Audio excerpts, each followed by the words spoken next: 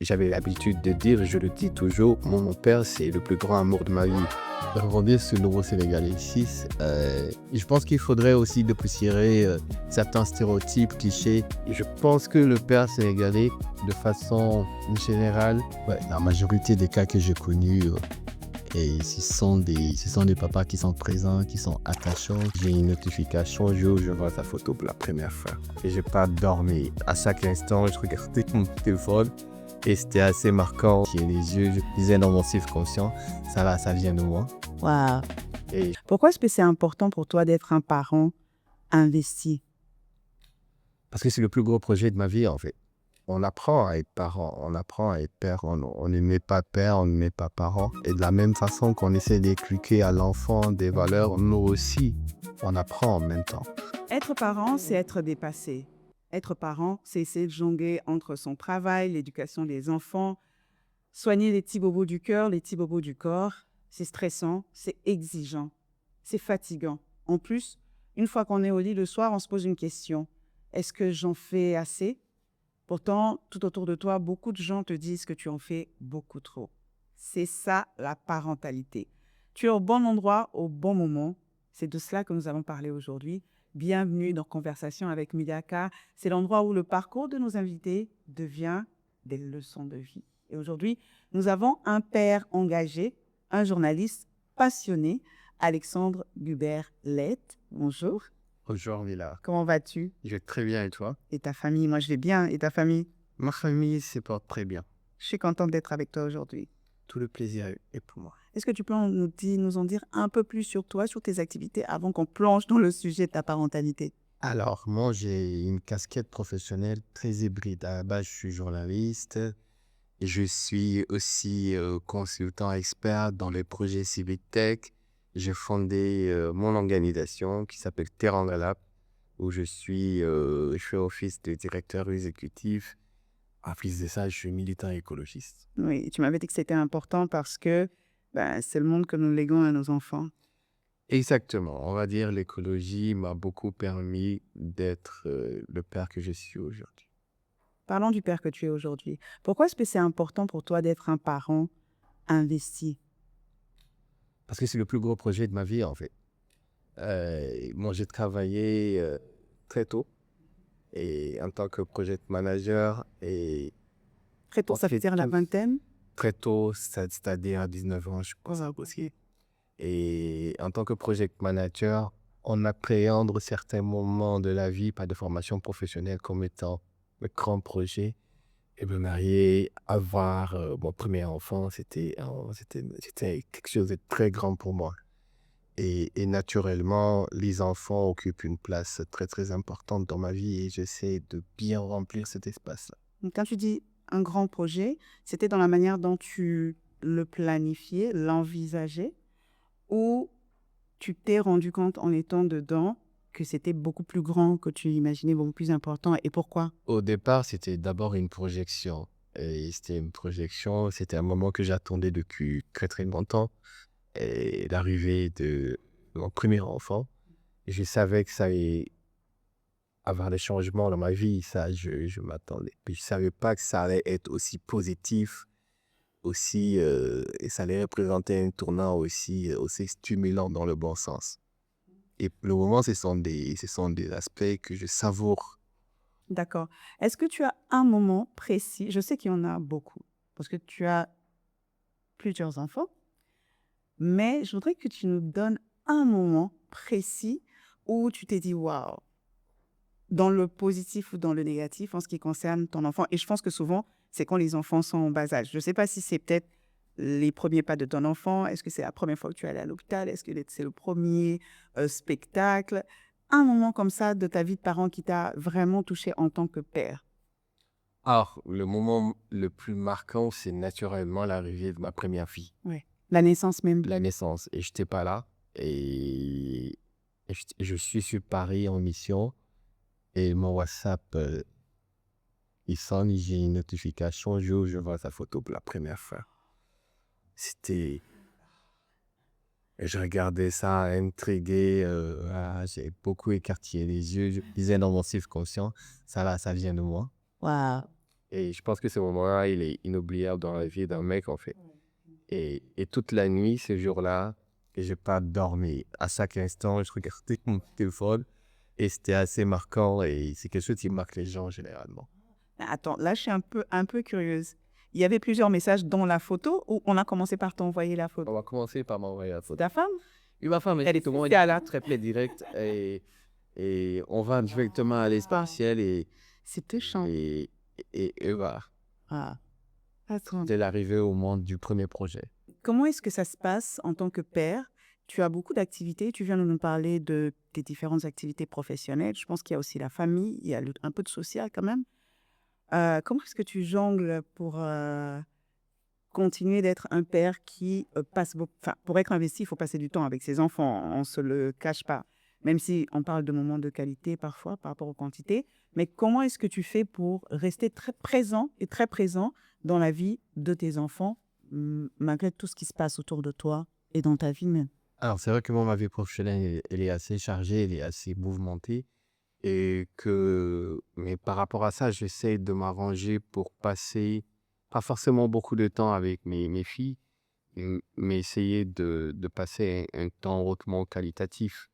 Et pour moi, je pense que l'astuce, la meilleure astuce, c'est l'écoute. C'est le... C'est l'écoute. Ah, Et moi, j'adore poser des questions très ouvertes et les laisser blablater. Et ces moments-là, pour moi, voilà, ce sont des moments très, très magiques. des questions sur quoi? Sur tout? Surtout sur leur quotidien, comment s'est passée la journée. Alors, raconte-moi.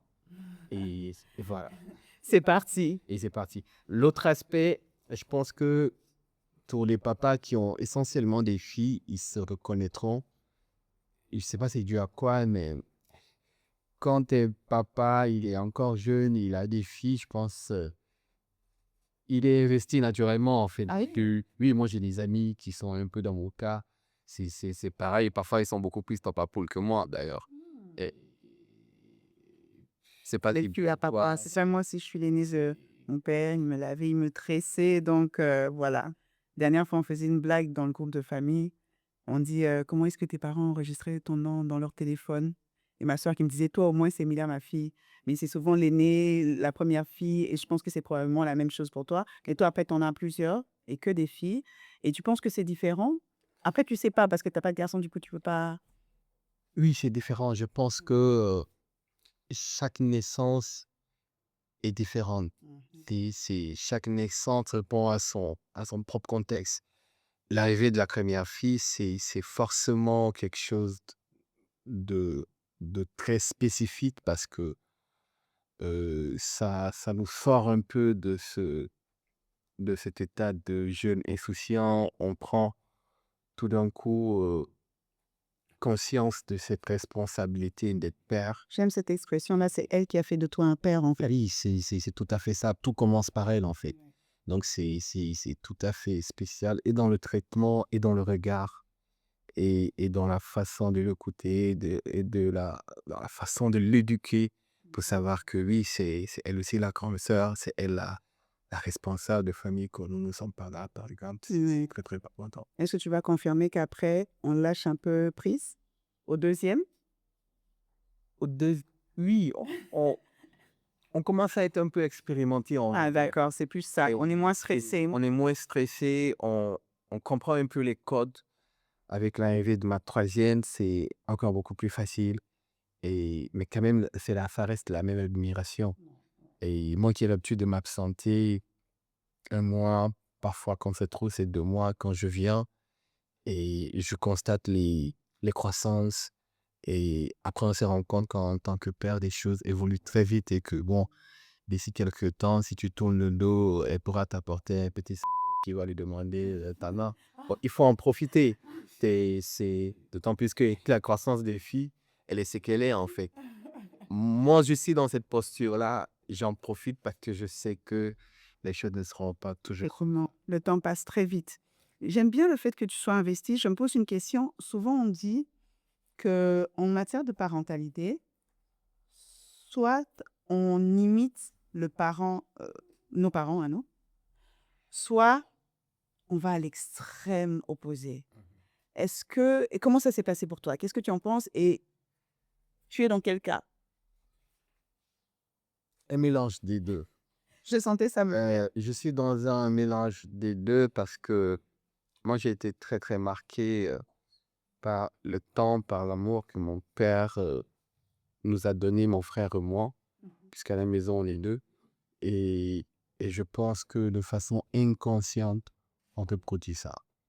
Et on ne donne que ce que l'on a reçu. Et je pense que dans ce cas de figure, effectivement, le fait que moi, j'ai eu un papa, pas forcément hyper méga présent, mais qui était très, très attendrissant. J'avais l'habitude de dire, je le dis toujours, mon père, c'est le plus grand amour de ma vie. Et j'ai vraiment passé beaucoup de temps très, très marquant avec lui. Il n'est plus de ce monde. Et je pense que oui, on reproduit ça, en fait, avec nos enfants. Qu'ils aient été des filles ou des garçons, ça a été pareil, en fait. Ouais, ouais. Alors, je vis au Sé nous sommes au Sénégal. Nous sommes au Sénégal. Donc, je vis au Sénégal depuis quelques années et j'entends les Sénégalais eux-mêmes et les Sénégalaises parler de l'homme sénégalais, le mari sénégalais, le père sénégalais.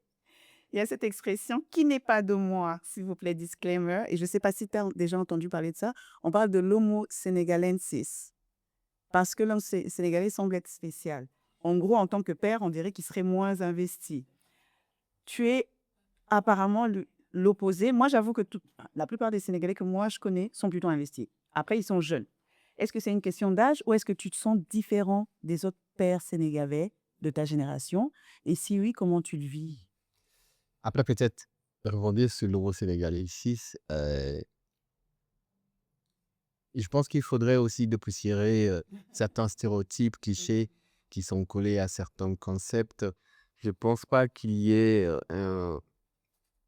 une façon particulière, unanime, d'être de la part des hommes sénégalais. Je pense que c'est très cliché et qu'il y a des hommes sénégalais. On en trouve des papas aimants, on en trouve des papas distants, on en trouve des papas irresponsables, on en trouve voilà, de toutes les couleurs. Un peu comme Que l'on soit ici au Sénégal ou ailleurs, en Côte d'Ivoire, au Ghana ou au Congo. Et je pense pas vraiment. Je pense que et peut-être c'est dû aussi au type de société, parce que les sociétés ici, elles sont hyper hybrides. Selon qu'on soit en milieu urbain ou qu'on soit en milieu rural, il y a énormément de paramètres qui jouent là-dessus. Après, est-ce qu'il y a une façon d'être papa au Sénégal? Je sais pas, honnêtement.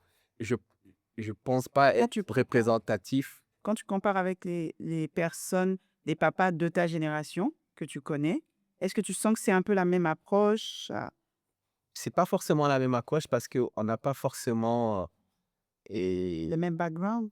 pas forcément le même on n'a pas le même parcours, on n'a pas moi je suis certes sénégalais, mais je suis catholique, je suis chrétien. Ici, nous sommes une minorité dans ce pays et je pense qu'aussi dans mon éducation, il y a aussi un modèle religieux catholique parce que je suis pratiquant. Ma femme ici l'est. Et je pense que ce sont tous ces aspects-là qui font que peut-être qu'on a une petite spécificité comparée aux autres. Mais rien de très méchant, c'est-à-dire c'est pas si différent que ça. Il y a bah, Je pense pas non, en soi. les gens ne s'étonnent pas en venant chez vous. Si, c'est différent que ça. Dans la pratique culturelle, c'est quasi la même chose. Et pourquoi je partage pas trop ces clichés? Parce que moi, j'ai beaucoup voyagé.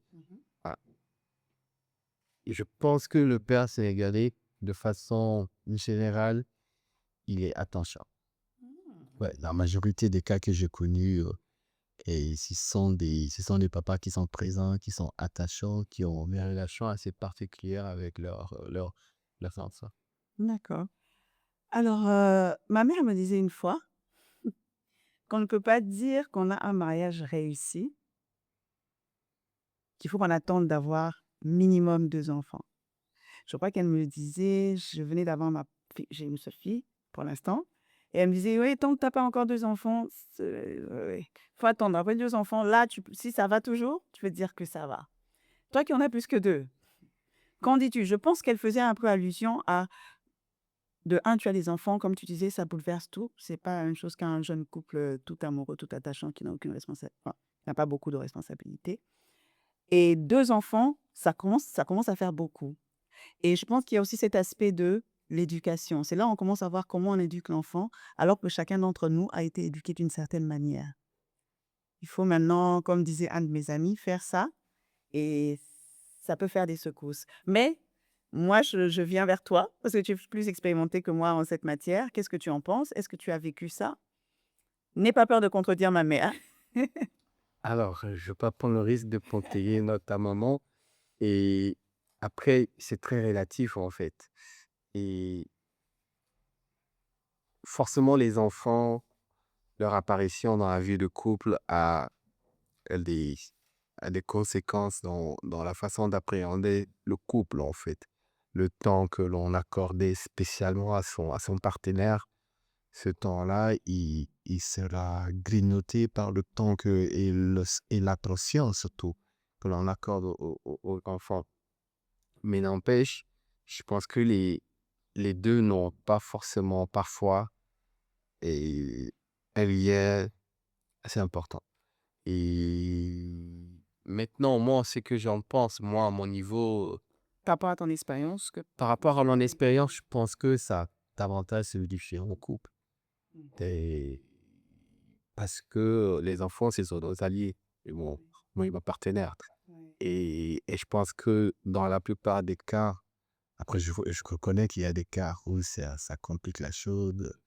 Mais nous, dans notre cas, ça simplifie plus parce que on a parcouru le chemin et entre-temps, on a eu des veillées qui nous ont rejoints. Je Mhm. pense que Je vois. et c'est que du bonheur, en fait. Ouais. Et moi, en me mariant aussi, je reconnais que je voulais tirer de clan. Je voulais fonder mon clan. Je voulais fonder ma famille. Je pense que ça aussi, c'est quelque chose de très particulier et, et comme objectif que je m'étais assigné. Et je pense que je me suis très tôt préparé à être responsable de famille, à être père. Ouais. Et chez nous, par exemple, ici au Sénégal, les catholiques, on a ce qu'on appelle les cours de mariage. Et je me rappelais quand je faisais mon cours de mariage avec le curé de ma paroisse, on avait beaucoup discuté de la problématique de la parentalité. Et il était étonné, il me disait, t'es encore jeune, Comment tu penses marie-toi, savoir tout ça? gère ta femme, après ça va venir. Ah, L'église, ok, ça va, ça ok. va, Donc, ça il se va. disait tu veux prendre ton temps. Oui, Ah, d'accord, avant d'avoir les enfants. oui, moi je commençais déjà à réfléchir, à cogiter sur ces problématiques-là. Et pour dire que j'avais intégré ça dans mon désir de me marier aussi. Of course. Et au niveau de l'éducation des enfants, quand on est 2 parents provenant de 2 familles différentes, même vous êtes du même pays, je pense que ta femme est sénégalaise aussi, mais ça reste toujours 2 adultes et on grandit dans 2 familles différentes avec peut-être probablement, hein, un mode d'éducation différent. Il y a les heures de coucher, il y a qu'est-ce qu'on peut manger, qu'est-ce qu'on peut pas manger, qu'est-ce qu'on peut dire ou pas dire, la télé ou pas la télé. L'école, le choix de l'école, le choix des amis, pyjama party ou pas. Comment ça se passe, pour toi, ton expérience?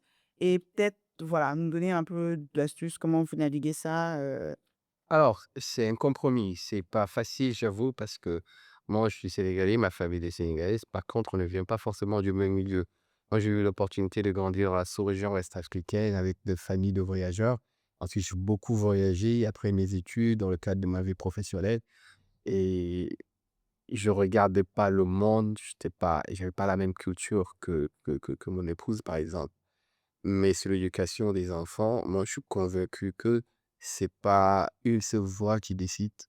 Et là-dessus, moi, je suis très, très ouvert en fait. Donc, je cours et on co-construit ensemble un modèle éducatif pour nos enfants.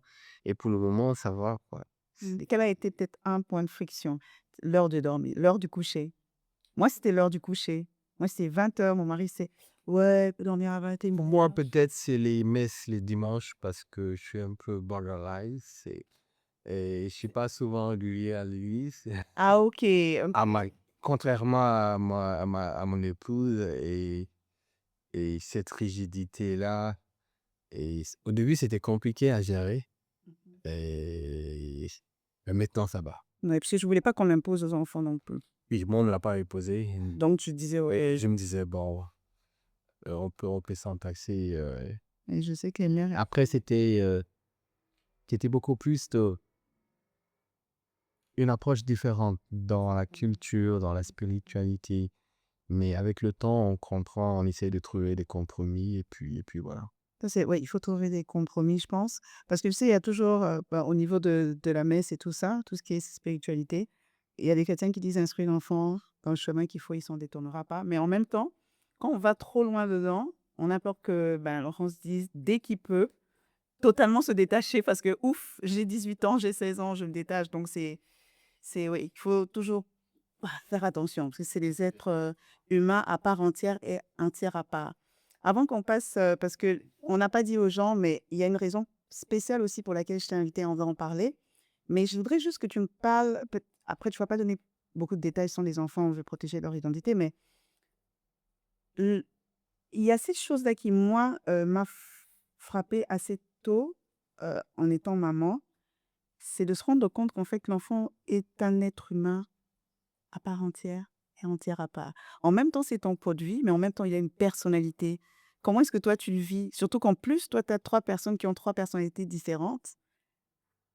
Raconte-moi un peu, est-ce que c'est étonnant? Est-ce que des fois, ça te frustre un peu? Est-ce que tu t'émerveilles? Est-ce que tu as un exemple? Pas émerveillé, pas frustré.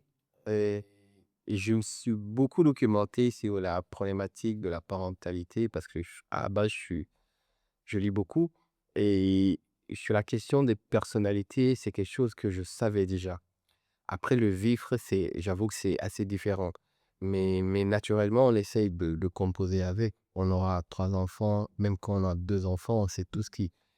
Les personnalités, elles sont forcément différentes. Mais bon, on apprend à faire avec, en fait. Et il n'y a pas de code d'emploi ou de code de conduite au standard, comment gérer ses enfants. On se débrouille tous, comme le dit les doyens. Donc, j'essaie de faire pareil avec mon partenaire, hein, je pense. Ah, ne dis pas ça parce qu'à la fin, tu vas me donner quand même quelques principes qui te guident. Ça pourrait aider. Quelqu'un qui cherche à se documenter. En termes de principe, je suis un gros papa qui se débrouille.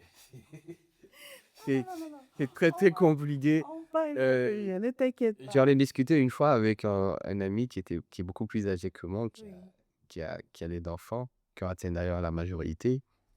Et puis lui demander des conseils, en fait. Et c'est avec lui, je chipais cette expression-là. Il m'a dit, Petit, cette affaire-là, on se débrouille. Chacun fait comme il peut. Mais quand même, je pense qu'il y a des aspects qui comptent. L'enfant, c'est un être humain. C'est une personne comme toi, comme moi, comme nous autres. Le sens de l'écoute, il est important. Et savoir qu'un enfant, aussi petit soit-il, il a sa dignité, il faut l'écouter quand il a quelque chose, il a son opinion, et il faut l'écouter, il faut discuter avec lui, lui expliquer les choses, et, et comprendre aussi qu'avec l'âge, il va mieux comprendre certaines choses et essayer de vivre avec. Mhm, mhm. C'est vrai, Après, dans les faits, j'avoue, c'est pas facile, mais c'est vrai. il faut cultiver en soi cet amour de la patience. Et pour nous autres qui travaillons sur les questions de biodiversité, d'écologie, qui essayons de réinventer des pratiques pour mieux être à l'écoute du vivant dans sa totalité, on apprend beaucoup de nos missions sur le terrain, de nos projets avec les communautés. Et je pense que moi, personnellement, c'est des aspects qui m'aident beaucoup à être une meilleure version de moi-même. En tant que parent. Donc, moi, j'ai eu l'impression que être parent, ça m'a aussi. C'est-à-dire que ça m'a changé. Tu parlais de la patience. Euh, j- bon, je suis toujours pas la plus patiente du monde, mais ça m'a changé beaucoup. Plus de patience, plus de compréhension, plus d'écoute, plus de tolérance. Ça, j'ai remarqué, mais c'est incroyable. C'est-à-dire que mon enfant n'avait même pas. Allez, peut-être juste le congé maternité. Je suis rentrée, il y a des choses, je prenais beaucoup de recul. C'est c'est comme si être parent, ça nous éduquait nous-mêmes aussi. Ça nous change, ça nous Ah oui, transforme. ça nous change. On apprend à être parent, on apprend à être père. On n'est pas père, on n'est pas parent. On apprend. Et de la même façon qu'on essaie d'inculquer à l'enfant des valeurs, nous aussi, on apprend en même temps. Donc, chacun apprend de son côté, en fait. Et je pense que lorsqu'on appréhende la problématique de cette façon-là, on gagne plus en humilité et puis bon, je pense que les choses se passent mieux comme ça. L'une des raisons pour laquelle je t'ai invité, c'est aussi le groupe Facebook que tu as eu à créer à un moment donné. Euh, j- Dis-nous en quoi il consistait, quelle était un peu la dynamique en ce moment-là, et surtout comment les échanges se passaient. Alors, à la base, je ne l'avais pas créé. J'étais Ah, invité par un ami qui avait créé, qui en avait eu l'idée, on avait discuté, j'ai trouvé l'idée chouette et j'ai décidé de le suivre dans l'aventure. Je pense que le groupe s'appelait Les Générations Super Papa. Je suis plus actif depuis des années. Et du coup, c'était un espace où on échangeait, on était en période de Covid, où on échangeait sur comment on gérait la maison, en fait, comment on se comportait vis-à-vis de nos enfants. Et il y avait beaucoup de personnes, il y avait à peu près plus de 200 personnes. Il y avait des personnes qui étaient d'âge très, très mûr, qui avaient des enfants, qui se sont mariés, qui étaient grands-pères, tout ça. Et leur retour d'expérience était quelque chose de très, très enrichissant pour nous autres encore jeunes et qui venions de vivre la parentalité. Donc, c'était un groupe assez intéressant. On ne parlait pas que de ça, on parlait aussi d'autres aspects en lien avec la parentalité. Il y a un jour, il y a eu même un débat qui m'avait beaucoup marqué, c'était comment nous autres Africains, Sénégalais, on assistait nos femmes quand elles s'apprêtent à accoucher. Euh, Ça, par exemple, c'est une question qui fatigue beaucoup de mecs. comment ça se passe? En Occident, par exemple, c'est réglé, les gens, ils accompagnent leur épouse juste dans la salle d'accouchement. Ils ont même des tenues, ils savent la main, tout ça. Chez nous, c'est beaucoup plus différent parce que culturellement, c'est différent. Et donc, ce jour, ces débats-là, il y avait des gens, par exemple, étant musulmans, pratiquants, qui ont dit que eux, pendant toute cette période-là, ils préfèrent s'asseoir sur la tapis de prière et évoquer le nom d'Allah. Et chacun partageait À côté, pas à côté, côté, quelque part dans l'hôpital. dans l'hôpital. Parfait. Et chacun partageait ses approches. Et c'était très, très intéressant parce que ça permet aussi de montrer la diversité culturelle, mais aussi des approches dans notre pays. C'est pour cette raison que je ne crois pas trop à la notion de Sénégal M6. Et je pense qu'il y a des Sénégalais, il n'y a pas un modèle total. Et la charge mentale des hommes, même si on n'aime pas parler de ce sujet, mesdames. La charge mentale des hommes. Est-ce que vous en parliez? Gros sujet. On n'en parle pas réellement en faisant référence à tout ce que cela implique, mais par moments on en parle de façon indirecte, on va dire. Et c'est vrai que être père en Afrique, au sud du Sahara, parfois c'est compliqué parce que c'est aussi à cause de la culture patriarcale où l'homme doit être super méga fort. C'est lui le mâle alpha, c'est lui qui pourvoit les dépenses en termes de finances. Et on oublie que parfois, cette injonction à être fort là, ça marche pas avec tout le monde en fait. Et parfois, il y a des gens qui ne peuvent pas. Et ça constitue de vrais problèmes, ça cancrète, ça impacte la vie de couple. C'est important que de plus en plus que l'on en parle. Il faudrait, moi je milite pour qu'on décloisonne ce genre de thématiques-là, qu'on ne réserve pas ça uniquement à des podcasts spécifiques, mais que ça soit On en parle de plus en plus. qu'on en parle de plus en plus parce que de plus en plus, c'est... En tant que femme, nous, on a l'impression que nous, on a une charge mentale importante.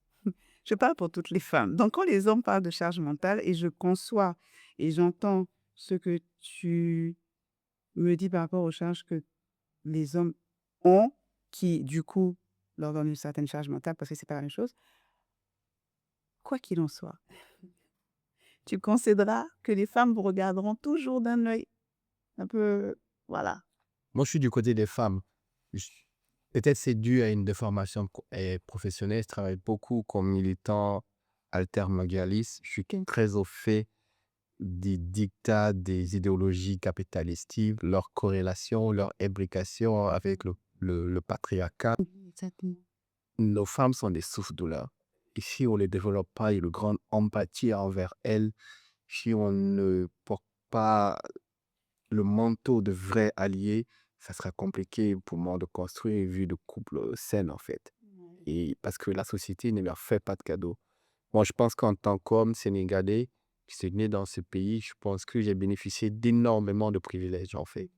Et c'est important d'en être conscient pour être un partenaire plus à l'écoute, en fait. Oui, quoi qu'il en soit, comme disent certains, la douleur des uns n'efface pas ou ne, voilà, c'est pas une négation aussi ne devrait pas être une négation de la charge mentale des hommes, le fait qu'il y ait une charge mentale de femmes. Merci beaucoup.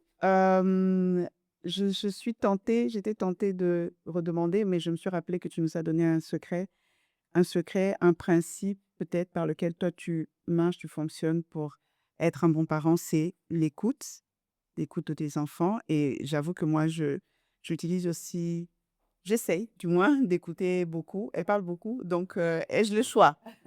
Je l'écoute, j'essaie de l'écouter.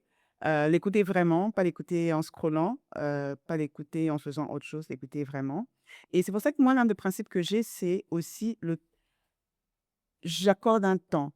C'est-à-dire que quand j'étais employée, je sais que je finis à 17h, 18, enfin allez, disons, j'arrive à la maison à 18h, 18h30. Entre 18h30 et son heure du coucher, 20h, 20h30, c'est son moment à elle. Parce qu'après, je me dis, j'ai passé toute la journée en train de travailler au boulot, à faire d'autres tâches. C'est 2 heures en réalité, c'est pas beaucoup. Pareil pour elle, elle a passé toute sa journée ailleurs. Et comme tu disais tout à l'heure, c'est juste comment s'est passée ta journée. Et mine de rien, au fur et à mesure, tu commences à te rendre compte que tu commences à connaître le nom de ses amis, le caractère de ses amis, voilà, qu'est-ce que l'autre pense. La dernière fois, elle m'a dit, ah, maman, je suis tellement choquée. Mon amie qui est aux États-Unis, mais elle va mourir. Je dis, mais qu'est-ce qui se passe? Ouais, mais parce qu'il y a la guerre. Et là, on s'est rendu compte qu'elle a appris ça de quelqu'un. On lui a dit, mais qui t'a dit ça? Puis après, on s'est rendu compte que voilà, c'est tel ami, c'est ses parents qui regardaient les infos. Donc, c'est assez important pour éviter de se relever un jour et de se dire, mais qui est cet enfant? Qui est cet enfant? Est-ce que tu as d'autres conseils, d'autres principes? Toi, tu as 2, 3 enfants. Est-ce que tu fais l'arbitre ou pas entre elles? Je sais qu'il y a des chamailleries. Moi, je commençais à faire l'arbitre avec l'arrivée de ma deuxième fille, qui porte le nom de maman. Non. C'est tout le temps, c'est tout le temps des bagarres, des petites querelles, tout ça. Mais c'est aussi leur façon à elles d'exprimer leurs traits de caractère, leur personnalité. Oui, on essaye d'être arbitre sans pour autant trop s'y laisser. C'est ça. Parce qu'elles aussi, elles ont l'obligation de tisser les liens entre elles sans pour autant qu'on ait affaire, en fait. C'est d'apprendre à la C'est résolution. qui ont mis une distance plus ou moins critique, les observer de loin et intervenir par moment quand c'est nécessaire. Merci beaucoup. Moi, ça m'a fait plaisir d'échanger avec toi en tant que parent. J'ai appris beaucoup. J'avoue que peut-être que je te dérangerai encore sur WhatsApp si jamais j'ai une question. Et du coup, je vais proposer aussi à tous ceux qui nous regardent, si vous avez des questions, laissez-les en commentaire. Moi, je vais essayer de les faire parvenir à Alexandre quand je ne pourrai pas y répondre. C'est plus expérimenté pour moi. Il y a 3 enfants, moi, j'en ai qu'une seule. Et, et n'hésitez pas de liker la vidéo, de la partager avec les parents que vous connaissez, ou les parents en devenir, des enfants aussi, qui sachent qu'on fait des efforts.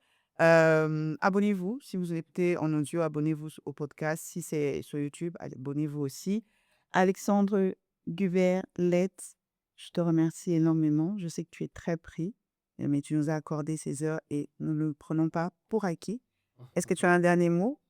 Bah, te remercier aussi de ton courage pour aborder cette thématique-là. Et je vais aussi m'abonner. Je vais écouter d'autres pères ou d'autres mères de famille parce que je pense qu'il me reste encore beaucoup de chemin à apprendre sur cette grosse problématique-là. Merci. C'était Conversation avec Nidaka. C'est le lieu où le parcours de nos invités devient une véritable leçon de vie pour chacun d'entre nous. On apprend des uns des autres, on croit des uns des autres. Je vous souhaite une belle vie. Au revoir.